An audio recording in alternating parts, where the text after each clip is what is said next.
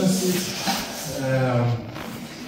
چیزی که میخواستم بگم اینه که حالا اضافه بر صحبتایی که توضیح انجام داد، کلا حالا من دوست داشتم این جلساتی که برای مثلا توجیه و ایناست اسمش مثلا بادگیری بذارم، چون توی ارشد یه همچین کاری سر ما آوردن و واقعا به درد میخوره.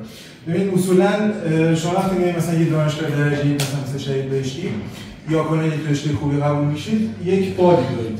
خب و این باد باید در طول سال‌ها از شما گرفته شه، پس چه بهتر جلسه اول از شما گرفته شه.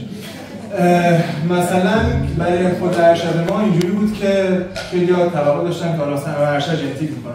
مثلا ما سرطان رو درمان می‌کنیم، ما به معجزه MS پایان می‌دهیم و الی آخر. بعد استادمون تعریف می‌کرد که یکی از دانشجوهاش اومده پیشش و گفته که یه پایان‌نامه من بدین که پول توش باشه. و جوابی که داده بود این بود که برو سر کوچه 2 تا قیچی بخر، سرمونی بزن، پولش از اینجا بیشتر.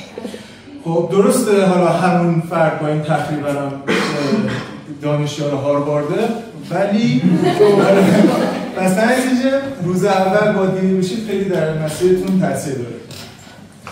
این یک. دو این که کلا هر کاری که میخواید انجام بدید سختی داره، خیلی سختی داره. مثلا اونایی که گفتن ما میخوایم بریم، ما میخواستیم بریم. آره. همه میخواستن بریم. و آره این وسط‌ها یک سری مشکل پیش میاد، یک سری کارا میشه فلان. در نتیجه پیشنهادی میشه که اینکه همواره یک پلن بی برای خودتون داشته باشید. یعنی اگر این نشد من چیکار کنم؟ و اون کارا رو انجام بدید. پلن سی داشته باشید. کلا مملکت رو هواست. در نتیجه هیچ چیزی قابل پیش بینی نیست. شما باید بر اساس پیش آمده که ممکنه پیش بیاد برنامه‌ریزی کنید. یک. دو اینکه من پیشنهادم به افرادی که کارشناسیان اینه که فقط درس بخونن. خب یعنی اینجوری که طرف مثلا ترم 3 مثلا میگه من یا مقاله بنویسم یا کار ریسرچ کنم یا هر کار دیگه. از نظر من کارشناسی جاییه که شما علمتون زیاد می‌کنید. یعنی با پایه‌های علمیتون خیلی زیاد بشه و زیاد دنبال کارهای متفرقه، ورکشاپ، مقاله نویسی نرید. حداقل تا ترم‌های آخر نرید. چرا؟ چون وقتی که بیس علمی رو ندارید نمیتونید اونجوری که باید اون کارام بازده داشته باشید. نظرم. و اینکه درستون رو هم بخونید، ترم‌های اول رو خیلی جدی بگیرید. همونجوری که گفتم معدلی که ترم اول میگیرید تا آخر ترم، تا آخرین ترم جبران نخواهد شد. و اگر خوب باشه تا آخرین ترم اثر مثبتش باهاتون میمونه. من حالا توضیحی که خواستیم، من خودم رنک سلولی 400 و کلا دانشکده بودم. معدل من 1971 بود.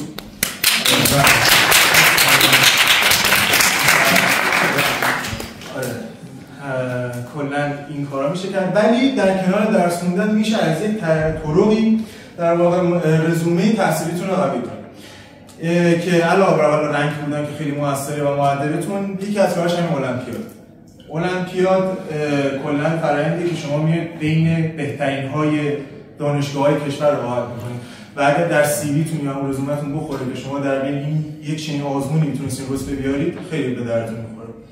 پولم توش هست. ولی زیاد نیست ولی هست. چی؟ مبلغ ناچیزی بیشترش می‌کنه. امسال خیلی بریزون پاش کرد. مثلا بعضی علوم عوض شده زیاد وقت. هزینه آره نه صراف خرج می‌کنه.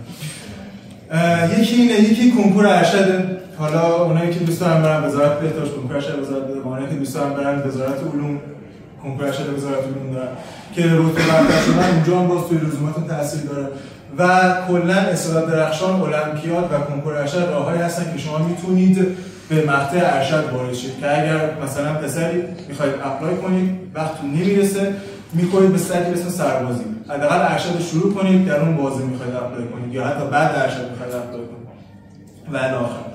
المپیاد هم مزایاش خوبه ولی یکم ریزه‌کاری داره. حالا توی جلسه خودش اگه باشه، آره جلسه خودش باشه. یه چیزی بنیاد ملی نخبگان اگه یکی عضو بشه واسه اپلای بده دیگه، گیر میدن. واسه آمریکا بده.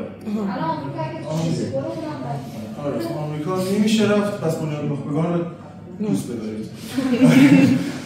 بعد حالا گفتم اونم تماشا صحبت میکنیم و دیگه چی؟ درساتون رو بخونید، مله و اساتید رو بلد باشید، کلاس‌ها رو زود بیارید. اگر استادی ارائه خواست، پروژه خواست، حتما انجام بدید. حتی اگه نخواست خودتون درخواست بدید که آقا من میخوام ارائه بدم. خیلی به درد میخوره. یعنی من بارها نجات یافتم از طریق همین ارائه ها. آره، و رفرنس خوندن رو خیلی جدی بگیرید. باز هم برمیگرده به همون بیس علمی که میخواید تربیت کنید، چون با جزوه امتحان رو پاس میشید ولی چیزی یاد نمیگیرید یا حتی چیزی یادتون نمیاد. و رفرنس خوندن رو خیلی جدی بگیرید، نه حالا رفرنس های خیلی زیاد و رفرنس های پایه، ولی جلوتر که میرید دروس تخصصیتون بیوشیمی، سلولی، ژنتیک و اینا رو جدی بگیرید. خیلی اساتید رو بلد باشید، ببینید که هر کسی روی چی حساسه. کلاس‌ها رو دیم نیام. من خودم از شرق تهران با مترو میام و حدود 1 ساعت و 45 دقیقه هر روز تو راه بودم و چه رفت چه برگشت، یعنی مجموعاً حدود 3 ساعت و نیم، ولی هیچ وقت هیچ کلاسی رو دیم نیومدم و حتی خیلی زودتر مثلا نیم ساعت اومدم، ولی طرف از خوابگاه میاد با نیم ساعت تر.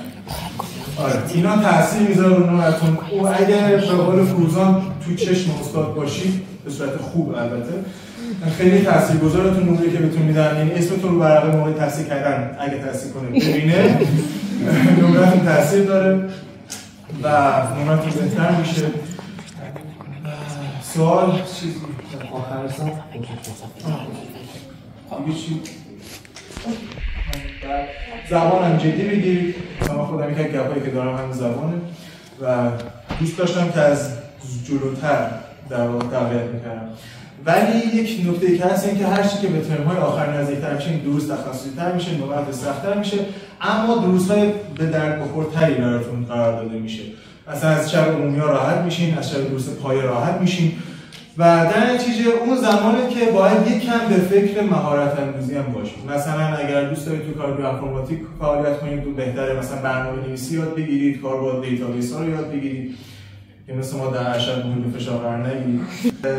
کلا این که دوست دارید اگر با استادی کار کنید، باز هم میگم در ترم‌های آخر استادی باشه که هم خلق و خوش بهتون بخوره، هم پیگیر کار باشه و در کل